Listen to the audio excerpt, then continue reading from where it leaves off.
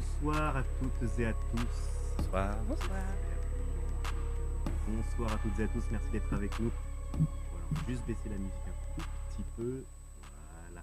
Merci d'être avec nous en ce mercredi soir. Nouveau débat avec Edgar et Manon. Je vais laisser présenter Edgar, Manon, voilà, avec la liberté qui est un combat ce média. Comme d'habitude, on laisse les invités se présenter eux-mêmes. Donc Edgar, je t'en prie. Bonsoir Edgar. Bonsoir tout le monde, bonsoir Manon. Bonsoir, Edgar. Eh bien moi quand on m'a demandé de faire ma présentation, j'ai demandé qu'on écrive militant communiste à la France insoumise. Parce qu'effectivement, je suis une forme d'altermondialiste qui est pour un ordre social différent. Effectivement, je suis plutôt communiste dans la mesure où la mise en commun des moyens de production et la libération des salariés, c'est quelque chose qui m'importe énormément. Et puis je suis à la France insoumise depuis maintenant 8 ans. Voilà, en janvier, ça fait 8 ans que je suis à la France insoumise, que je m'y dédie plutôt, parce qu'on n'adhère pas à la France insoumise. Et ce soir, on m'a demandé de venir sur les questions de sécurité, qui est un sujet, je dirais, on ne le pense pas dans ces termes-là à la France insoumise, et justement, je trouve ça assez intéressant de porter cette voix, de voir quelle est notre position sur ce sujet. Et là, on a déjà eu un petit débat avant que le live commence, mais on va le poursuivre et ça va être très chouette. Absolument. Merci Edgar. Bonsoir Manon. Bonsoir à toutes les personnes qui nous regardent. Alors, moi, je suis engagée pour la jeunesse à Ivry-Courcouronnes, qui est une ville que je chéris beaucoup, dans laquelle j'habite depuis assez longtemps. Je n'ai pas adhéré à un parti politique parce que l'échiquier politique qui nous est présenté aujourd'hui ne me convainc pas suffisamment et donc je mène mes actions de manière, on va dire, assez indépendante. Par contre, à l'échelle locale de ma ville, je suis engagée dans une équipe municipale donc qui va des communistes jusqu'à LR en excluant le RN et la France insoumise, ce qui veut dire donc que je ne partage pas toutes les idées que vous avez, mais on dit souvent, en tout cas dans cette équipe municipale, qu'on exclut finalement personne parce qu'on considère, comme le disait le général de Gaulle, que tout le monde détient sa petite part de vérité. Sur le sujet qui nous est confié aujourd'hui, la question de la sécurité dans les quartiers populaires, c'est un sujet qui, on va dire, a fait naître mon engagement politique depuis que j'ai pris conscience finalement de ce qu'était la politique, donc à mes 17 ans, et notamment sur des questions très précises de rixe interquartier qui se développe quand même pas mal, notamment sur la ville d'Ivry-Courcouronnes et qui en réalité perdure déjà depuis une trentaine d'années. Donc je suis très heureuse aujourd'hui de débattre de manière assez républicaine avec mon co-débatteur. Cher Manon, cher Edgar, merci à vous pour votre présentation. Top générique.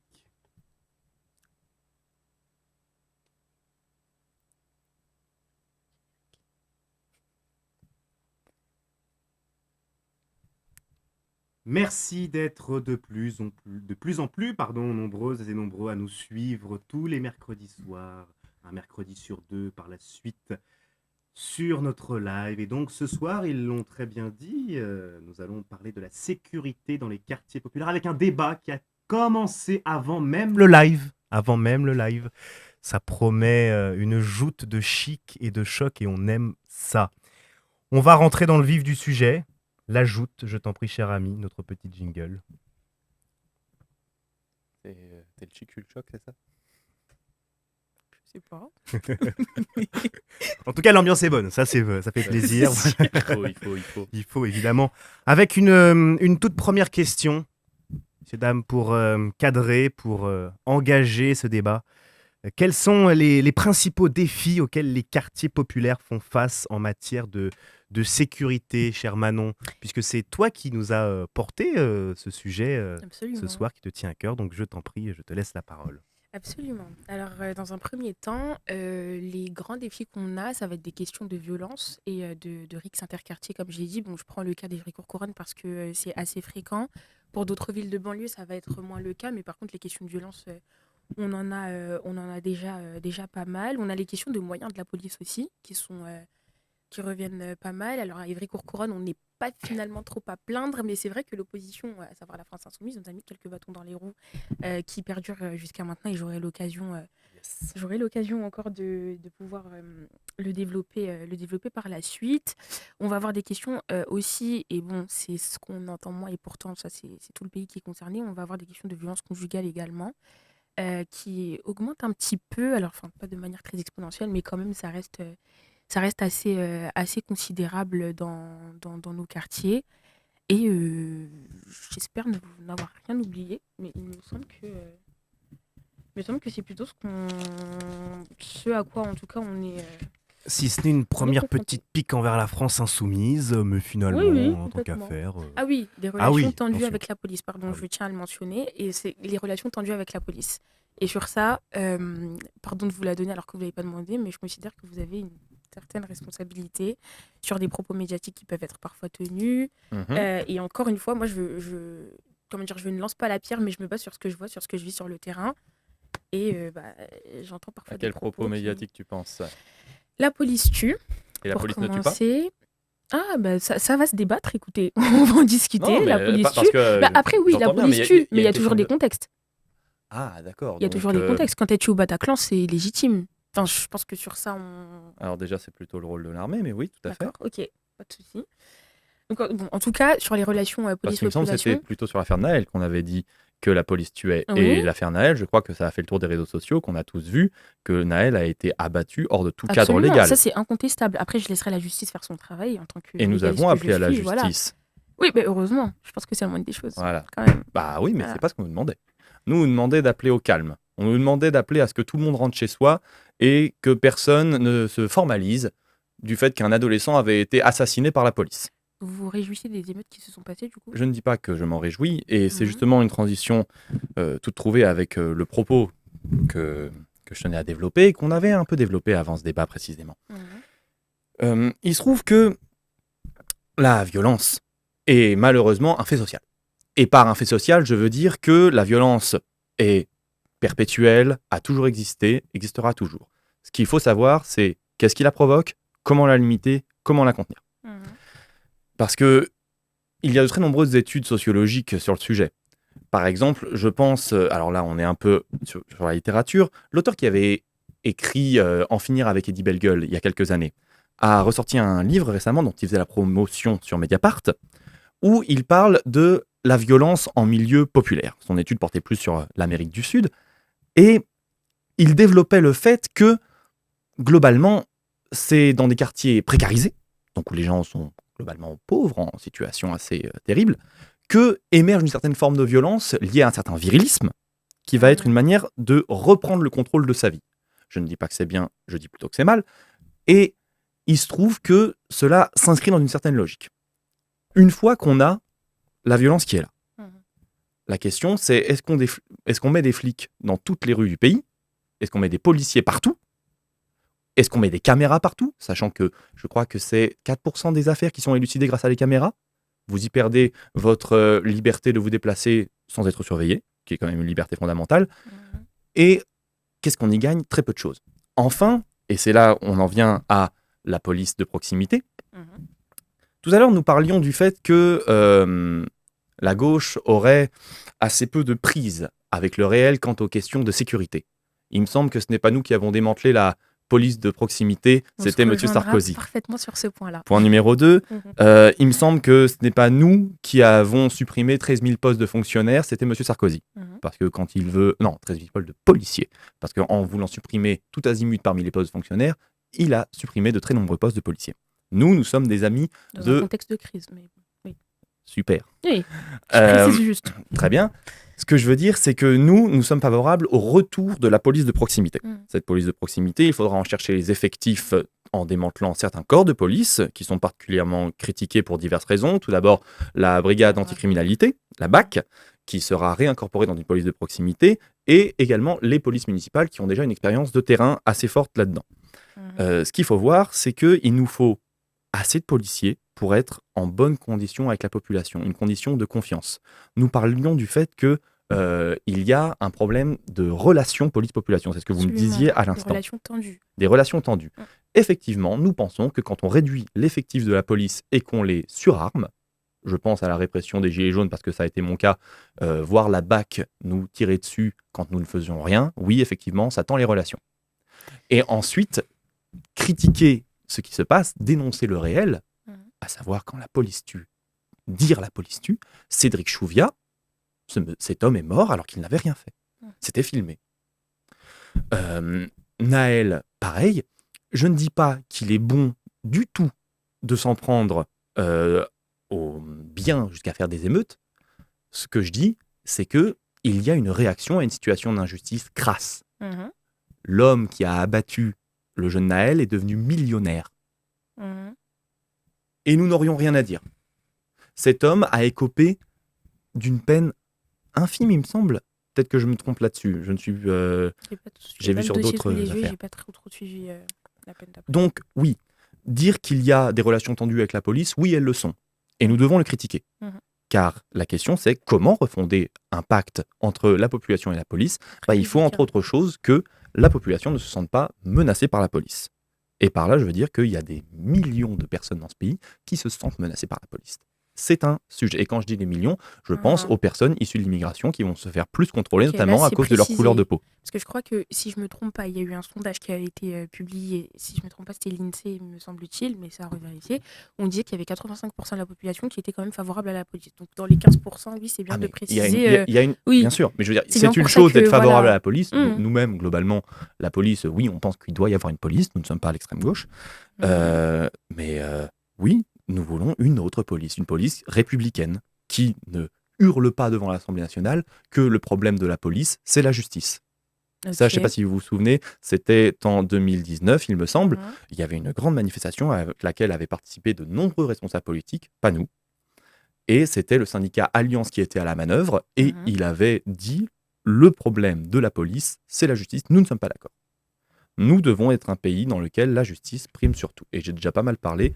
Je terminerai juste sur la question des violences conjugales, parce que tu le soulignais avec raison. De nombreuses statistiques sont produites par le ministère de l'Intérieur, par l'INSEE et tout ça. Nous sommes, paradoxalement, dans une société où la délinquance et la criminalité baissent tendanciellement depuis 40 ans, avec évidemment des remontées, mais une descente globale. C'est-à-dire qu'il y a aujourd'hui... Oui, c'est ça. C'est-à-dire qu'il y a aujourd'hui moins de crimes et de délits que dans les années 1980. Cependant, nous avons l'impression de vivre dans un monde bien plus terrible.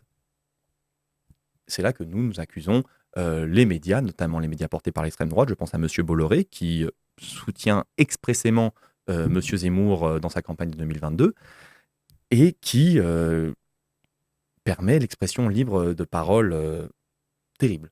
Le moindre fait divers qui inclurait une personne arabe ou noire est surmédiatisé. Ils sont jetés en pâture. Donc, et là-dedans, là où je termine, c'est qu'effectivement, il y a un type de délit qui est en augmentation dans nos statistiques, c'est les questions de violence conjugale, mais c'est parce que la catégorie s'est créée dans nos esprits depuis. Auparavant, nous n'en parlions pas, et c'est affreux finalement. Mais aujourd'hui, effectivement, la catégorie de délinquance, de crime qui est en hausse, c'est les violences conjugales. Excuse-moi. Alors oui, petit fact-checking par rapport au policier Je t'en prie. Et l'affaire Naël. Il a passé 4 mois en prison avant d'avoir été libéré. Donc voilà, faites le rapport. Mais juste petite question pour toi, Edgar, à celles et ceux qui pensent justement que quand vous dites la police tue, il y a une généralisation. C'est-à-dire qu'il y a des gens qui se sentent aussi blessés, qui se sentent au sein de la corporation de la police. Absolument. Qu'est-ce que tu leur réponds à ces gens-là ? Alors tout d'abord, je tiens à dire que, et là je répète texto le Mélenchon, à savoir, quand on dit pas ça, on nous écoute pas. Quand tu dis vous voulez faire le buzz pour vous faire écouter par les Français alors que vous aspirez à gouverner le pays plus tard. Ça veut dire que même quand vous allez gouverner, en fait, pour vous faire écouter des Français, vous allez chercher à faire des punchlines pour ensuite... Ça s'appelle de la communication. Tous les partis font ça. D'accord, ok. Je veux dire, à un moment, il faut savoir aussi capter l'attention d'une part, et c'est vrai que ça nous a permis de développer le propos. Sur un sujet comme celui-là. Bah oui, mais à un moment, il faut aussi le dénoncer. Si la police tue, il faut dire que la police tue. Il y a des policiers qui tuent, mais on ne peut pas insulter toute une institution en disant que la police tue, pardon. Mais nous, on a dit que la police va être réformée du sol au plafond. Oui, mais pour l'instant, c'est pas le cas, en fait. Ah non, mais nous allons le faire quand nous gouvernerons. Et parce qu'il y a de très nombreux dysfonctionnements. Et nous disons que mes actions de la police sont permises, sont... comment dire ?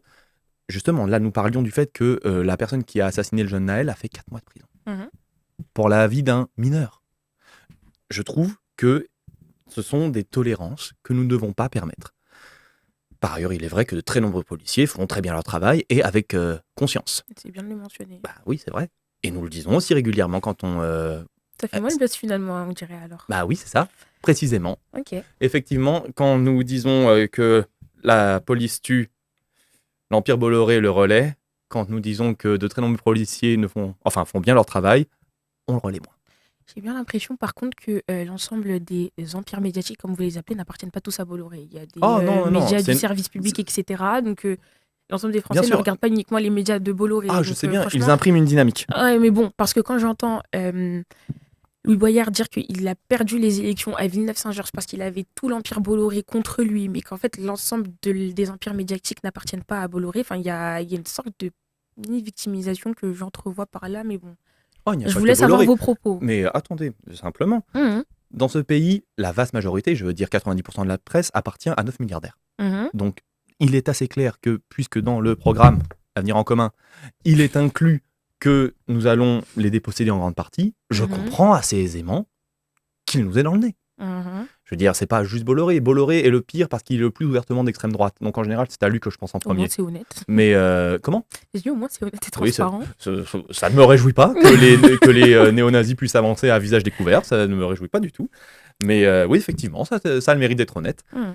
Donc, je dis Bolloré, on peut parler de la presse en général, mais après, c'est faux de dire que toute la presse nous tape dessus. Heureusement, il y a une presse de gauche dans ce pays, Merci bien et nous les saluons. de rétablir la vérité, parce que ce qu'on entend, comme vous dites que vous voulez faire le buzz, c'est à chaque fois les médias de Bolloré, les médias de Bolloré, les médias de Bolloré. Ah, mais les médias On de dirait qu'il n'y a que Bolloré, ça dans ce pays. Donc, en fait, bon. le truc, c'est qu'ils impriment, c'est pas le sujet de ce soir, hein, Mhm. mais tout à fait sur le pan de la droite, des blagues anti-écologistes qui existent et qui sont pas très finaudes non plus. J'ai pas l'impression qu'on soit quand même sur le même registre, hein. Pardon, on parle d'une institution policière qui assure la sûreté de l'État, la sûreté de l'État et de la population, la sûreté qui est garantie par la Déclaration des droits de l'homme. Et là, vous me parlez de quelques blagues anti-écologistes.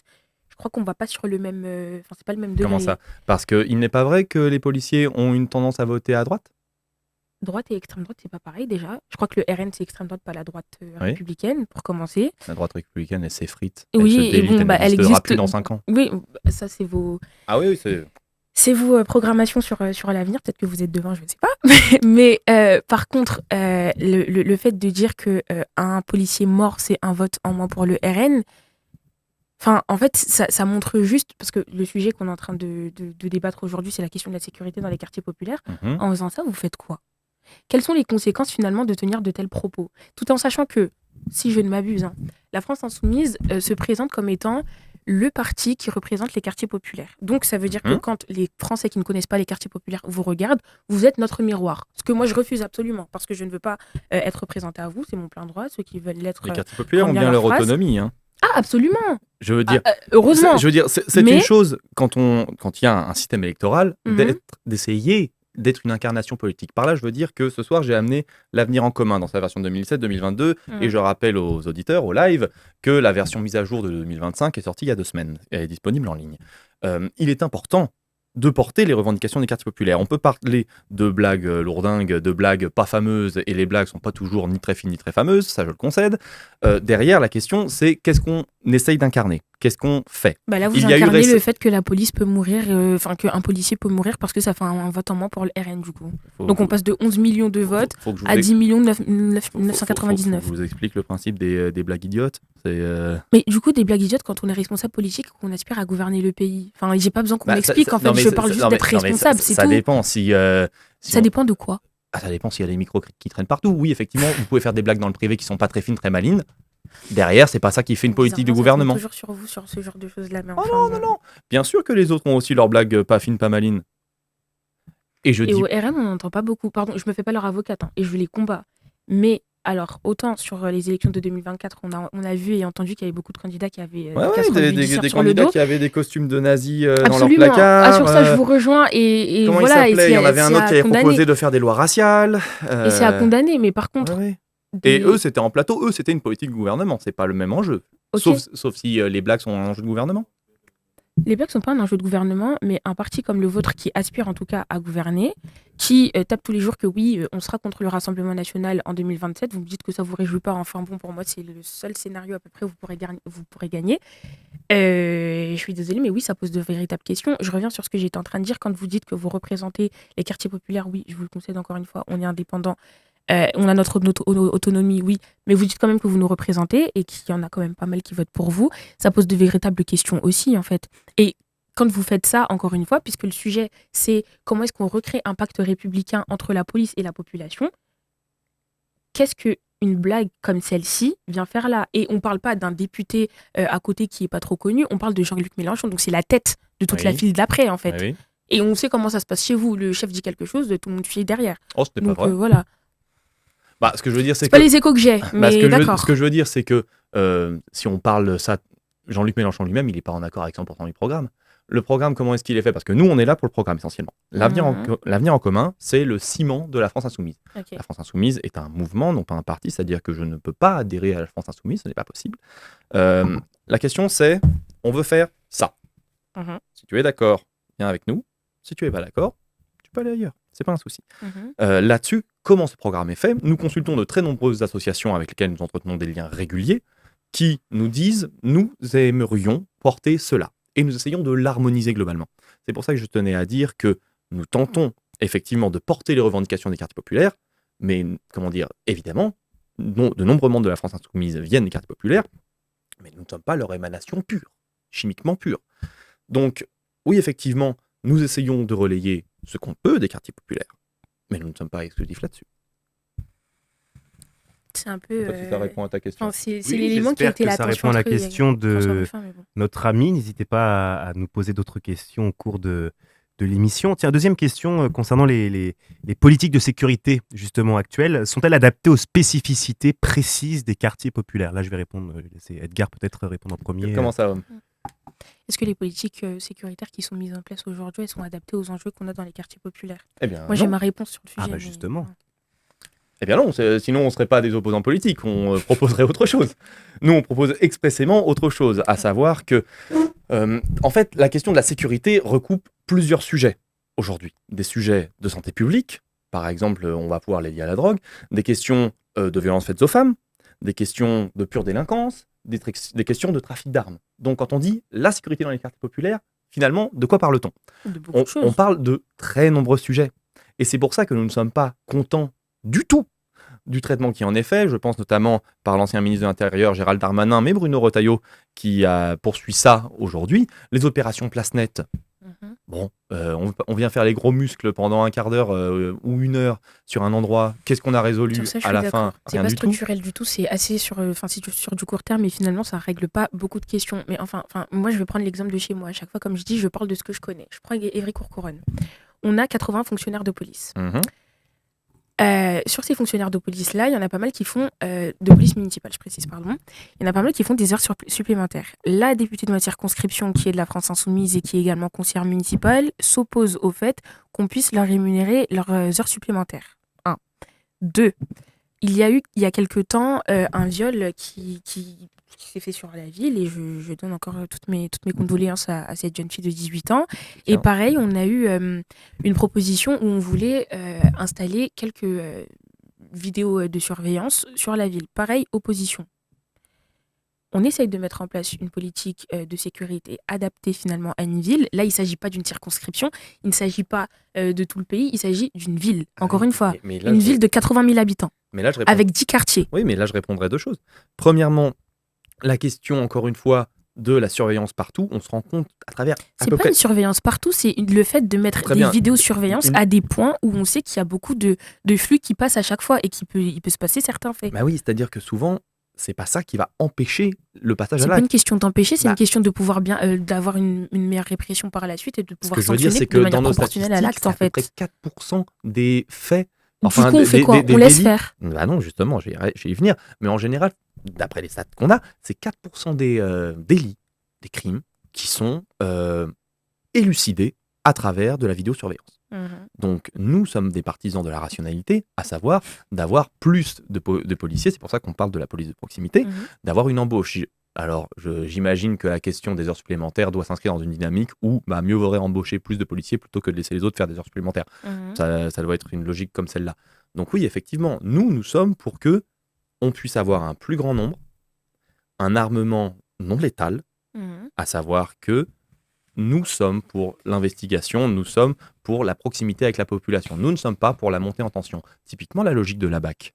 La logique de la BAC, c'est que vous avez un nombre de policiers qui a diminué et qu'on a surarmé pour compenser. Nous pensons que c'est une logique mortifère en ce qui concerne la relation, vous parlez de pacte républicain, Mhm. entre la population et la police. Mhm. Parce que des personnes surarmées sont à même d'utiliser leurs armes Mhm. et donc de créer des tensions encore supplémentaires. C'est pas tant le fait de créer des tensions encore supplémentaires, c'est que je le redis encore ici parce que voilà, je connais certaines situations où effectivement il vaut mieux pour les policiers avoir les outils nécessaires pour répondre à certaines situations. Quand vous avez, je sais pas, un homme qui est en train de violer une petite fille et qui veut pas se détacher de la fille, il va falloir quand même montrer que au niveau de la force, la police est supérieure à cet homme-là. Bien Je sûr. prends un autre exemple, un sujet que je connais particulièrement, les rixes interquartiers.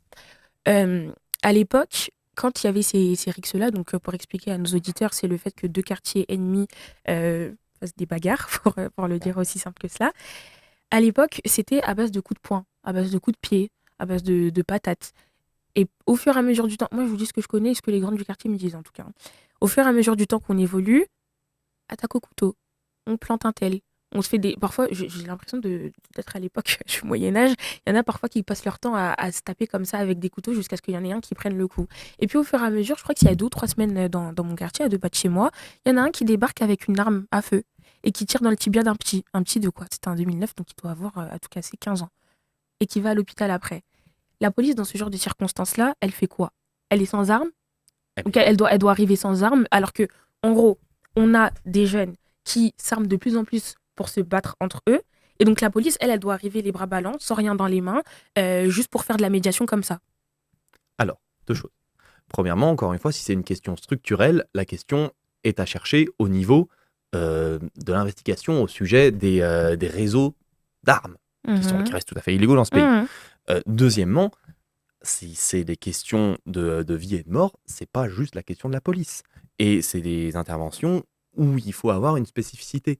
Ce que je veux dire par là, c'est que dans la grande majorité de la vie quotidienne, la police n'a pas besoin de pouvoir tuer les gens. Mhm. Il faut pouvoir se défendre, évidemment. De là à tuer les gens, faut peut-être pas C'est exagérer pas non toujours plus. une affaire de tuer les gens, mais Mais je prends oui, mais l'exemple de encore une fois, l'affaire mais Naël. c'est pour ça que je vous parle d'une arme létale. Mhm. C'est parce que nous, il ne s'agit pas du tout de désarmer la police. Heureusement, Euh, j'ai envie de dire, heureusement. voilà, il s'agit de faire en sorte que la police ne représente pas un risque létal pour la grande majorité de la population qui vit quand même honnêtement. Et il arrive de trop nombreux accidents. Mhm. Mais c'est un peu. Enfin, j'ai pas envie de la justifier, certaines bavures policières ou actes voilà, qui sont à regretter de la police, mais en fait, quand on a le monopole de la violence légitime, il y a évidemment parfois des actes isolés qui sont à regretter. Bah oui, mais le problème, c'est que c'est pas si isolé que ça.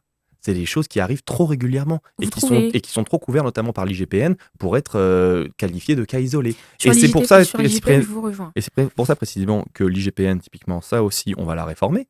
Et l'IGGN pour la gendarmerie aussi, on va la remplacer par un corps qui aura certes des policiers, mais également des personnes issues de divers corps de métier, Mhm. notamment des sociologues, des philosophes, etc. Parce que la police se juge elle-même, c'est le meilleur chemin pour qu'il ne leur arrive jamais rien. Parce que, et pour moi c'est un point essentiel, Mhm. nous ne devons pas permettre que la police agisse hors des clous de la loi. Et c'est pour ça que je suis un peu remonté, c'est que vous parliez de la violence légitime et de la délégation de la violence légitime. Mhm. Cette idée est que dans une société démocratique, nous ne permettons pas aux individus de se faire justice eux-mêmes. Mhm. Et c'est bien. Nous déléguons cette violence à des gens qui vont être payés par nos impôts et appliquer cette violence dans le cadre de la loi. S'ils ne respectent pas la loi, il y a problème. Donc, ça, c'est S'ils ne évident. respectent pas la loi et qu'ils sont couverts par leur hiérarchie, il y a problème, et problème structurel. Et c'est pour ça que nous pensons la police en des termes structurels. Et puis après, on va pouvoir aussi parler des violences de manière plus générale dans des termes structurels, mais là c'est encore un autre sujet. Mhm. Justement, sur la question, on en a parlé un petit peu tout à l'heure, la question de la perception que les gens peuvent avoir de la sécurité dans les quartiers populaires vis-à-vis des médias et d'une forme de stigmatisation qui peut en être faite sur ces derniers. Comment mesuriez-vous l'impact que cette stigmatisation peut avoir sur la sécurité? C'est le fameux sentiment d'insécurité de Lionel Jospin à l'époque et qui Qui lui a valu finalement sa s'est perte en drainé. 2002. Mais Et bon, qui lui a valu sa perte en son échec. 2002, exactement. Manon. Bon, je trouve que c'est assez condescendant quand même de dire qu'il y a un sentiment d'insécurité parce que c'est une question de ressenti, parfois de vécu de certaines personnes. Et donc, juste dire que c'est un sentiment, Voilà, je trouve il y a une forme de méprise, mais bon, ça, ce sera à vous d'en juger après et de développer le pourquoi du comment de cette C'est expression. juste que, encore une fois, malheureusement, les faits ne sont pas juste liés au sentiment. Si la criminalité et la délinquance sont en baisse tendancielle depuis les années 80, la criminalité et la délinquance sont en baisse depuis les années 80. Excusez-moi. D'accord, oui, c'est les chiffres. Enfin bon. Oui. Et je dis quand même que c'est une forme de mépris de dire que c'est juste un sentiment. Oui. Quoi qu'il en soit. Sur la question du traitement médiatique, là où je vais vous rejoindre, c'est que à plusieurs reprises, j'ai eu à emmener des amis qui étaient soit parisiens, soit qui venaient plutôt du Val-de-Marne à Ivry-Courcouronne et qui avaient de prime abord en tout cas, beaucoup d'appréhension à venir dans la ville parce que réputés parfois, oui, pour avoir un certain climat d'insécurité et qui finalement y arrivent et déconstruisent les idées qu'ils ont eues. Parce que oui, le traitement des informations, en tout cas sur certaines villes de banlieue, ne porte que sur des questions d'insécurité, des questions de faits divers par moment et ternissent finalement l'attractivité ou l'image d'une ville. Et puis, il faut aller plus loin là-dessus. Il faut aller plus loin là-dessus parce que, effectivement, il y a un traitement médiatique et par médias, j'entends les médias télévisés, radio, etc., mais également les réseaux sociaux. Il y a un traitement médiatique qui fait que quand une personne, visiblement arabe ou noire, parce que ça va se focaliser là-dessus précisément, mais c'est pour ça qu'il faut dénoncer un certain racisme, faut le dénoncer le racisme, on va très souvent la jeter en pâture avec bien moins de précautions qu'on le ferait si la personne était blanche. Et je dis pas juste issu de l'immigration, je suis moi-même issu de l'immigration. Je parle vraiment d'un aspect raciste là-dessus. Prenez par exemple le cas sordide qui s'est passé en Essonne récemment. Et Épinay-sur-Orge avec la petite Louise. Exactement, la petite Louise, paix à sa famille et toutes nos condoléances. La petite Louise a été assassinée. Et immédiatement, les réseaux d'extrême droite se sont rués sur quelques suspects en jetant en pâture leur visage, leur lieu de résidence aux réseaux sociaux. Curieusement, quand ils ont été innocentés et quand l'enquête s'est déportée vers des personnes plus blanches, d'un coup, tout a été anonymisé et c'est moins suivi sur ce thème-là. Vous classez le Figaro à gauche ou à droite? À droite. D'accord. C'est traditionnellement bien à droite, le Figaro. Pourtant, toute la journée, j'ai eu dans mon fil d'actualité des informations sur justement le meurtre de Louise avec Owen Legrange, qui est le suspect avéré maintenant de ce meurtre. Et ça a passé que sur le Figaro. C'est-à-dire que je crois que entre 3 et 4 fois dans la journée, j'ai eu les informations, à chaque fois des aveux qui ont été faits par ce suspect avéré maintenant, par le canal du Figaro. Donc finalement, oui, bien. Le rapprochement que vous faites entre, oui, du coup, maintenant c'est une personne blanche, donc finalement ça nous intéresse plus tant que ça. En tout cas, sur ce cas-là, je vous rejoins pas totalement. Je dis pas que ça nous intéresse plus comme ça. Je dis qu'il y a une déontologie qui n'est pas respectée de la même manière. Ce que je veux dire, c'est que le Figaro tente peut-être de bien faire son travail, mais les réseaux d'extrême droite sont au-delà du simple Figaro. Et je pense notamment sur les questions de X, anciennement Twitter, cet homme a été jeté en pâture au réseau d'extrême droite, comme d'autres ont pu l'être avant lui. Et donc, oui, il y a un traitement médiatique spécifique de la violence issue des quartiers populaires. Parce que, et on va boucler là-dessus, les gens issus des quartiers populaires, quand bien même seraient-ils français, sont vus par l'extrême droite comme des Français de papier. C'est une rhétorique issue du régime de Vichy, qui fait qu'aujourd'hui, globalement, entre maintenant et les années 60, le taux de Français le taux de personnes étrangères dans la population générale a augmenté de 2%. 2%, c'est pas grand-chose. Le truc, c'est que dans la population française... Le ressenti est tout autre. Bah oui, parce que dans la population française, effectivement, vous avez des personnes qui sont noires, des personnes qui sont arabes et qui sont français. Mais c'est pas tant pour le fait que ces personnes-là soient noires ou arabes. Et par ailleurs, il y a tout un rabâchage régulier sur les méfaits des personnes noires et arabes en France. Ce qui n'est pas faux. Sur ça, je vous rejoins particulièrement, mais je vais aller au-delà de ça, parce que ça, c'est encore une fois sur des questions médiatiques et tout. Mais quand on regarde véritablement ce qu'il y a, c'est le constat que je fais, on a une politique en échec sur les questions d'intégration. C'est-à-dire on a beau avoir une pièce d'identité française ou européenne et qu'on est venu en France et que voilà, on s'acclimate au pays dans lequel on est, le fait de ressentir ou de porter la fierté française dans son cœur, il n'y a pas beaucoup de jeunes qui l'ont. Je prends un exemple encore une fois. Et la semaine dernière, c'est le racisme qui empêche cette intégration. Mais c'est pas que le racisme qui empêche l'intégration. Non, il n'y a pas que ça. Il y a des questions de conditions sociales, il y a des questions d'accès égal, etc. à l'éducation. Le racisme est un mode de gouvernement. Le racisme est une manière de gérer le pays. Le racisme structurel. Ouais, c'est ça. Bah oui, tout à fait. Ce que je veux dire, c'est que il y a les gens qui sont dans les quartiers populaires ils y ont plus ou moins été mis économiquement. Pourquoi est-ce que moi, je suis un Portugais qui vit en Seine-Saint-Denis? Mais c'est parce que c'était l'endroit le moins cher, à proximité de Paris. Pourquoi tant de personnes issues de l'immigration viennent là?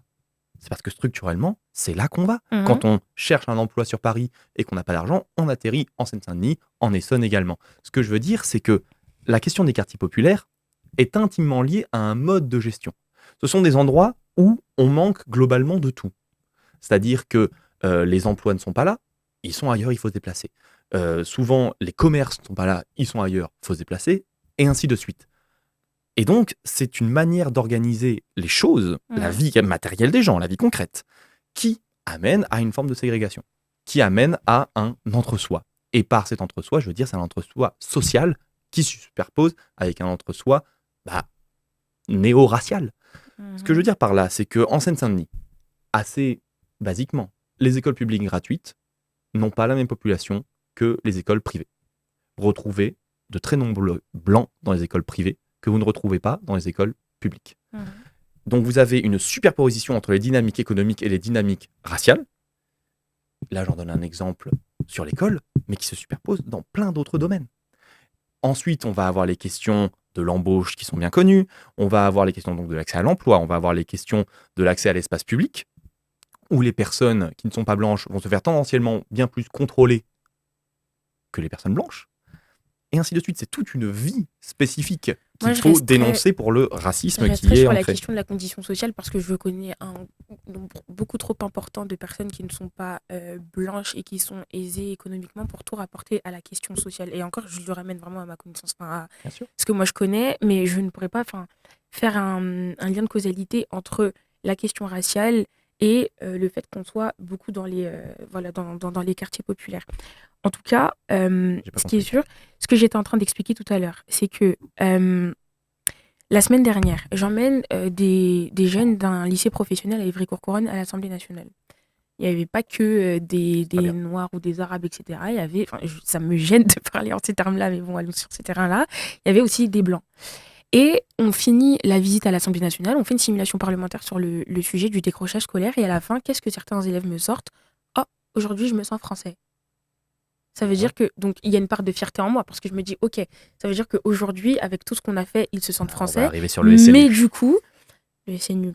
Mais excusez-moi. Du sujet, mais ce qui me peine en même temps, c'est que je me dis, ça veut dire que demain et hier, la personne ne se sentait pas française, et que c'est aujourd'hui, en ayant ce lien avec les institutions et avec l'Assemblée nationale, qu'elle se sent française. Et c'est là où je vous parle depuis tout à l'heure du fait de se dire que vous allez encore me dire que c'est des termes du régime de Vichy, mais oui, il y a certaines personnes par moment qui, en dehors du fait d'avoir des papiers français, ne portent pas la République en eux. Quand je dis ne portent pas la République en eux, c'est que oui, il y a certaines valeurs, mais ne portent pas l'amour de la République en eux, ne se sentent pas foncièrement français. Oui, mais que leur propose la République? Si la République actuelle vous propose une relégation, une misère économique, alors certains effectivement s'en sortent.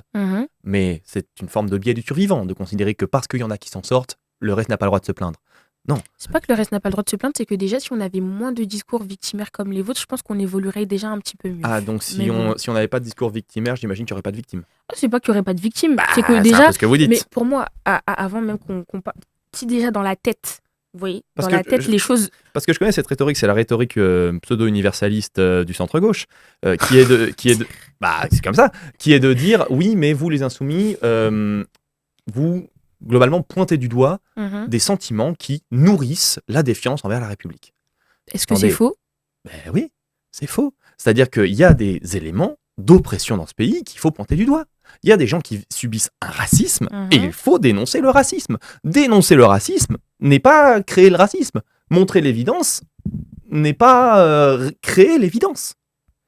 Ce que je veux dire par là, c'est que s'il y a des gens qui sont victimes de racisme, pensez bien encore une fois que c'est pas nous qui avons gueulé en premier, ce sont les associations antiracistes qui disent qu'il y a du racisme, et nous qui, derrière, nous sommes saisis de cette chose-là. C'était pas prioritaire à l'époque du parti de gauche, c'était important, mais sans être essentiel. Nous nous sommes formés nous-mêmes, nous nous sommes remis en question longuement. Donc oui, effectivement, il y a un racisme structurel dans ce pays qu'il s'agit de combattre par la rue, par la réforme. Un racisme structurel, ça veut dire que toutes les institutions de notre République sont racistes. ce que je veux dire par là, c'est que la vie des personnes racisées, puisque c'est le terme qu'on utilise, la vie des Que personnes... vous utilisez à gauche. Pas que nous, mais oui. En gros, l'idée par là, c'est de dire qu'il y a un phénomène de racisation. C'est-à-dire qu'en gros, il n'y a pas de race biologique, mais qu'il y a un phénomène social qui amène à la recréation artificielle de races. Voilà. Et donc, les personnes racisées subissent des traitements que ne subissent pas les Blancs, en l'occurrence. En gros, si on veut le dire dans d'autres termes, ils vivent la vie en mode difficile. Et ils n'ont pas les mêmes capacités d'accès aux services publics. Ils n'ont pas les mêmes capacités d'accès à la consommation. Mais encore une fois, ça se rapporte à la condition sociale. Je suis désolée, c'est une question économique et pas vraiment... Oui, mais non. C'est lié. Bah non. Donc ça veut dire que systématiquement, quand on est noir, en fait, on a moins accès aux services publics que quand on est blanc. Oui, et c'est un problème. D'accord. Et donc, parce que coup, notamment la d'un point de vue... sociale, elle vient en où fait, dedans la question économique aussi, elle vient où dedans? Bien sûr, la question économique, où est-ce qu'elle vient? C'est que ce sont souvent, en général, des gens issus de l'ancien empire colonial qui ont été amenés à émigrer en France pour avoir des travails de misère, souvent. C'était après l'immigration polonaise et portugaise. Donc, des gens qui ont travaillé dans la restauration, dans le bâtiment, dans ce genre de travail, qui ont été dans des logements éloignés de tout. Je pense à Clichy-sous-Bois, qui connaît le tram depuis quelques années. Mais auparavant, Clichy-sous-Bois, pour ceux qui connaissent, c'est vraiment, vous devez descendre à l'arrêt le Reims-Villemont-Montfermeil du RER E, et à l'époque, vous vous débrouillez pour monter. Je vous raconte pas le ramdam qu'a mis la droite quand on a fait une branche de la ligne T4 qui reliait Clichy-sous-Bois. Il disait, mais qu'est-ce que c'est que ces gens qui vont descendre parmi nous? Et non, il y a un isolement géographique, à la tête de économique. La région Île-de-France, pardon, c'est la droite qui est là, et on nous a fait un RERD qui fait Corbeil-Essonnes, Gare de Lyon directement. Donc oui. Eh ben, je suis très heureux. Votre systématisation, elle a un peu ses limites quand même. Valérie Pécresse, pardon, elle n'est pas de la France insoumise. Après, oui, c'est un exemple. Il me semble que Valérie Pécresse a tout de même dénoncé le grand remplacement pendant sa campagne électorale. Quand elle disait il faut dire non, il ne faut se résoudre ni au grand déclassement, ni au grand remplacement. Oui, elle reprend les thèmes de l'extrême droite quand ça l'arrange. T'es sur un point particulier. Enfin, le curseur, c'est un peu décalé par rapport au débat. Bah oui, en fait, mais ça, c'est le racisme depuis tout à l'heure, donc c'est pas tellement hors du débat. L'idée de dire qu'il y aurait des personnes qui seraient illégitimement françaises dans ce pays, qui ne seraient françaises que de papier, c'est un souci. En fait, ça dépend de où vous le prenez. Moi, ce que je suis en train de dire, c'est pas tant qu'on pointe des gens en leur disant oui, vous n'êtes pas français, c'est le ressenti d'une personne qui est française par les papiers, parce que encore une fois, moi je précise, sans la pièce d'identité, je vois pas trop comment on prouve qu'on est français. C'est un document administratif qui est important. Donc voilà, oui, donc c'est ce que je dis. Mais au-delà de ça, à part le papier en question, la République, elle se porte dans chacun d'entre nous. Être français, c'est un sentiment aussi. Que vous aimez bien parler de sentiments, allons sur ce terrain-là. Et ce que je suis en train d'expliquer depuis, d'accord, sentiment d'insécurité ici, mais bon, bref. C'est pas moi qui en parle. Ok. Enfin, je dis vous, je parle de la France insoumise. Mais la question du sentiment d'être français, c'est extrêmement important aussi, en fait. Et donc, quand on ne le ressent pas, évidemment qu'on va avoir un sentiment d'exclusion. Et quand la France insoumise l'alimente et le conforte aussi, et je parlais tout à l'heure de la question de la victimisation, en fait, ça va toujours dans ce sens-là. Et ça structure encore plus, en fait, cet échec d'intégration, encore une fois. Pointer du doigt le fait que les gens sont mal intégrés n'est pas créer le manque d'intégration. Je pense très sincèrement que le sentiment de ne pas être intégré n'est pas un sentiment. Malheureusement, de très nombreuses personnes sont reléguées aux marges de la société. Et là, on parle des quartiers populaires. Parlons du fait, là, on est en Seine-Saint-Denis. On est en Seine-Saint-Denis. Vous êtes en Seine-Saint-Denis. Voilà. Ce que je dis souvent, ce que les camarades me disent souvent, c'est qu'en Seine-Saint-Denis, on est assez protégé, assez isolé par rapport aux fascistes qui gangrènent le pays. Mais dans de très nombreux quartiers populaires de ce pays, vous avez des bandes d'extrême droite qui font des descentes pour tabasser les gens, parce que vous comprenez, c'est pas des vrais Français. C'est pas des vrais Français, pourquoi? Parce qu'ils ont la peau noire, parce qu'ils sont arabes. Qu'est-ce que c'est que cette histoire? On est dans quel pays?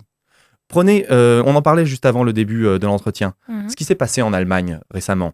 Donc ils auront très bientôt des élections législatives. Avec notamment le parti d'extrême droite, l'Alternative pour l'Allemagne, l'AfD, qui risque de faire un très gros score pour gagner. Ces gens de l'AfD ont fait une réunion à Potsdam en novembre 2023, non loin de là où Goebbels tenait lui-même sa résidence à l'époque, et ils y ont invité des meneurs de la CDU et des meneurs de groupuscules d'extrême droite. Ils y ont fait une réunion en disant que tant de personnes allemandes n'étaient pas de vrais Allemands bien intégrés, et qu'à ce titre, il fallait les déporter. ils ont ciblé ça à 2 500 000 personnes à déporter en Afrique du Nord, parce que vous comprenez, c'est par là que sont les étrangers. Madame, dire que les personnes sont mal intégrées doit être un appel à mieux les intégrer. Mais sur ça, c'est sans appel, oui, absolument. Justement, c'est pas sans appel. Parce qu'il y a des bandes fascistes dans ce pays. Mais qui n'ont pas compris ce que c'était la France, finalement, en fait. Je suis désolée. Oui, et c'est là qu'on n'est pas d'accord. Et c'est pour ça que moi, je suis à la France Insoumise. Parce que nous, on a un projet très clair de ce qu'est la France. La France, c'est nous. La France, c'est nous. En 1960, un Français sur 10 avait des grands-parents étrangers. Avait au moins un grand-parent étranger. Aujourd'hui, c'est un Français sur 4. Nous, les Français issus de l'immigration, nous sommes ce pays. Ce pays est à nous. Tous ceux qui veulent entrer dans cette communauté de destin qu'est la France sont français. Et c'est tout, en fait. Il n'y a pas de les enfants issus de l'immigration, la France, c'est nous, et peut-être pas les autres. C'est tous ceux qui veulent faire partie de cette communauté de destin qu'est la France. La France, mais c'est pas le projet que suit la société. Ce matin, nous avions Bruno Retailleau, le ministre de l'Intérieur, qui parlait du fait que pour avoir ne serait-ce qu'une carte de séjour, il fallait avoir, c'est quoi, le niveau brevet pour une carte de séjour de 3 ans, et ainsi de suite. Mais moi, mes grands-parents, ils auraient jamais été en France si on leur avait demandé le niveau brevet. Je veux dire, moi, je suis français. Et j'ai mis du temps dans ma vie, vu que je suis blanc, à ne pas me considérer comme pur français. Bon, après, ça, c'est leur contradiction, parce qu'en même temps, on dit qu'on doit intégrer par le travail et par le mérite, et en même temps, on demande d'avoir le brevet pour avoir la... Pas. Mais bon, ces gens-là ne croient pas à ça. Ça, c'est leur contradiction. Moi, je ne m'inscris pas dedans. Mais encore une fois, c'est pas une contradiction. Ces gens-là sont profondément racistes et ont un projet de société autoritaire qui exclut les étrangers. Je veux dire, c'est la dynamique de l'extrême droite depuis qu'elle fait son retour par la voie de Jean-Marie Le Pen, pas paix à son âme. Et cet homme a réussi... Oui, bien sûr, dissocier, il n'y a pas de souci. Vous pouvez souhaiter la paix à Jean-Marie Le Pen. Non, je ne souhaite pas la paix, je souhaite juste qu'il aille là où le bon Dieu veut l'envoyer, c'est tout. C'est ça. Et donc, cet homme a réussi à imprégner le débat public de son discours nauséabond. Cet homme a recréé un parti avec des Waffen-SS, avec des membres de l'OAS, qui aujourd'hui a pignon sur rue et s'appelle le Rassemblement National. Ces gens-là portent le racisme. Ils le portent comme un futur projet de gouvernement. Pourquoi est-ce qu'il y a quelques minutes, je disais que dans 5 ans, il n'y aura plus de droite républicaine, mais c'est parce que la droite est à la traîne derrière le Rassemblement National. On en fait quoi de l'exemple de Villeneuve-Saint-Georges ? Vous allez me dire encore que peut-être c'est l'Empire Bolloré qui a fait en sorte que Louis Boyard perde et que ce soit Christelle Boyard, pardon. Non, je reconnectais Villeneuve-Saint-Georges. Ok. qui a perdu les élections. Il me semble qu'on a encore eu une élection législative partielle là qui s'est fait. Il y en a eu même une dans la région de Lyon et une autre, je ne sais plus trop où, mais en tout cas le deuxième tour était contre un candidat Horizon. Donc, en plus, on a à Boulogne-Billancourt, oui. Merci beaucoup. Donc on a 2 candidats de droite, les uns contre les autres. Absolument. Donc avec tout ça, on se base sur le factuel. Vous me dites que la droite républicaine, d'ici 5 ans, il n'y a plus rien. Elle est dissoute. Au niveau national. Vous voulez qu'on parle de dynamique des Républicains à l'Assemblée nationale ? Mais parlons-en. Moi, après, je vous rejoins. Ils ont pas beaucoup de députés, etc. Mais la tendance qu'on a en ce moment... Et puis vous voulez qu'on parle de ce qu'ils disent, les Républicains ? Laurent Wauquiez, qui à de très nombreuses reprises a invité à ce qu'on cesse d'écouter le Conseil constitutionnel, cet homme-là est en train de remettre en cause l'état de droit, fondamentalement. Et cet homme-là, il me Bruno Retailleau a fait aussi. Oui, c'est un problème. Le fait que le ministre de l'Intérieur dise... comment il l'avait formulé ? L'état de droit, ce n'est pas indépassable ni sacré. Qu'est-ce que c'est que cette histoire ? Qu'est-ce que c'est que ce pays où on dit que l'état de droit, ça va. La démocratie, est-ce que c'est bien nécessaire finalement ? Non. Il y a une autoritarisation de la droite en cours depuis de nombreuses années et qui là s'accélère parce qu'il se rend compte que médiatiquement comme électoralement, ils sont à la traîne derrière le RN. À la limite, ils vont peut-être essayer de se recomposer avec la chute du centre, mais le centre lui-même s'autoritarise. Et c'est un souci. Et c'est pour ça qu'encore une fois, moi je suis à la France Insoumise. Donc vous êtes la voix de la raison. La voix de la raison, je sais pas, mais je dirais que certainement nous sommes la voix de la démocratie dans tout cela. D'accord. Je pense. En même temps, je ne serais pas la France Insoumise si je pensais pas qu'on était la voix de la raison. Franchement, c'est très marrant. C'est très marrant que vous dites que vous soyez la voix de la démocratie et de la raison, parce que quand on regarde encore l'organisation de votre parti, de votre mouvement, élection, il n'y en a pas. Ouais. Et pourtant, vous voulez accéder aux clés du pays pour gouverner un pays démocratique, alors que finalement, votre mini-France, qui est la France Insoumise, vous n'arrivez pas à le faire de manière démocratique. Il n'y a pas un contresens. Écoutez, répondez-y. Mais je vais répondre. Répondez-y. Mais moi, je suis très rationnelle aussi. J'essaie de regarder les choses avec la logique. Je me dis que si déjà dans une mini-France, vous n'arrivez pas à le faire, À l'échelle de la... Alors Vous vraiment, allez le faire comment à un l'échelle de la parti et France un entière? pays, ça se gère pas de la même façon. Je suis Mhm. très heureux de la manière dont fonctionne la France Insoumise. Ok. Non, vraiment. Parce que ça nous permet d'être clairs. La force de la France Insoumise et pourquoi ça attire tant de gens, je le dis pour ceux qui ne sauraient pas pourquoi, hein, la force de la France Insoumise et pourquoi ça attire tant de gens, c'est la clarté. Nous, on est sur un programme. Voilà. Qui est à la limite mis à jour d'un point de vue de ses chiffres tous les 5 ans régulièrement. Là, il a encore été mis à jour il y a 2 semaines. Après un long travail de réflexion. Et nous, on sait que quand vous allez à la France Insoumise, on défend ça. En fait, nous nous sommes construits à l'inverse, typiquement, du Parti Socialiste. Le Parti Socialiste, la question est, bon, vous êtes vaguement de gauche? Bon, vous allez là-dedans. Et ensuite, on discute de qu'est-ce qu'on va faire. Aujourd'hui, qu'est-ce qu'il veut faire le PS? C'est quoi le projet d'avenir qui emporte la France du Parti? Bah voilà, on Je ne sait suis pas. pas la porte-parole ni leur supplétif, donc je ne saurais pas vous dire. Oui, et bah moi je vous le dis parce que je m'y intéresse un petit peu. Le Parti Socialiste, aujourd'hui, on ne sait pas ce que veulent ces gens. Ou alors à la limite, on le devine très bien. À savoir que là, on a un retour du hollandisme, à savoir un social-libéralisme où, au fond, on va essayer de un peu mieux redistribuer les miettes que voudront bien nous laisser les bourgeois. Alors, c'est peut-être pas votre vocabulaire, les grands patrons. Mais que derrière, au fond, la société va continuer comme elle tourne actuellement. Je termine avec le fait que partout dans le monde, partout où le centre-gauche a appliqué ces solutions-là, qui sont celles du hollandisme, derrière, qu'est-ce qu'on a eu? Les fascistes. Je pense à l'Argentine, je pense à l'Équateur, avec... non, Noboa, c'est au Nicaragua. Je pense à ce qu'a fait M. Obama, où derrière, on a eu Trump, avec une résurgence sur Joe Biden, etc. Je pense à l'Allemagne, où l'AfD pousse à fond. Je pense à l'Italie, où le mouvement 5 étoiles a tenté de faire un peu du centrisme et où à la fin ils ont eu l'extrême droite. Partout où les solutions sociales-libérales, social-démocrates s'appliquent, les fascistes arrivent ensuite. Donc, pourquoi est-ce que moi je suis très content du fonctionnement de la France Insoumise? C'est parce que c'est un fonctionnement de clarté. Vous voulez que ça s'applique, vous êtes avec nous. Derrière, nous avons toujours respecté les institutions. Et par là, j'entends le sourire arriver. On va me dire, oui, mais vous criez dans l'Assemblée nationale. Il y a des salles de l'Assemblée nationale qui ont été interdites à l'ensemble des collaborateurs parce que vos collaborateurs parlementaires ne respectaient pas ces pièces en question. Donc c'est dire que c'est même au-delà de l'hémicycle. Enfin bon, je vous laisse poursuivre. Nous sommes toujours dans les clous de la loi sur ce que nous faisons. Ce que je veux dire par là, c'est qu'on nous a accusés de remettre en cause des institutions en demandant des censures. Mais attendez, il y a quand même un processus institutionnel qui fonctionne. Oui, je vous ai entendu sur un plateau dire que la censure c'était de la chamaillerie et du bruit pour rien, que c'était de la forme, pas du fond. C'est pas vrai. Vous l'avez dit sur un plateau de CNews. Ok. C'est retrouvable. Ok, on va retrouver. Mais ok. Non, mais même, c'est juste de la chamaillerie. Continuons. Ok. Oui. Je l'ai noté. Ce que je veux dire, c'est que non. Nous sommes dans un état actuellement très problématique où des élections ont eu lieu et où, que cela plaise ou non au président, le Front populaire est arrivé devant. De la même manière que le Front populaire 36, c'était pas une unité de parti. Le Front populaire 36, c'était des partis qui, mis l'un à côté des autres, n'avaient même pas fait un programme commun. Mais ils avaient été appelés au pouvoir. Nous sommes arrivés les premiers. Nous aurions dû être appelés au pouvoir. Macron, par 2 fois, a nié le résultat des élections. Et donc, c'est pas cosmétique que de faire une motion de censure contre un gouvernement illégitime. Nous sommes gouvernés par des gens qui ont perdu les élections. Donc oui, la vie démocratique est essentielle dans ce pays. On dit que les Français se méfient de plus en plus des politiciens et ne croient plus dans les valeurs de la République. Oui, il y a une crise de confiance. Mais qu'est-ce qu'on donne comme exemple?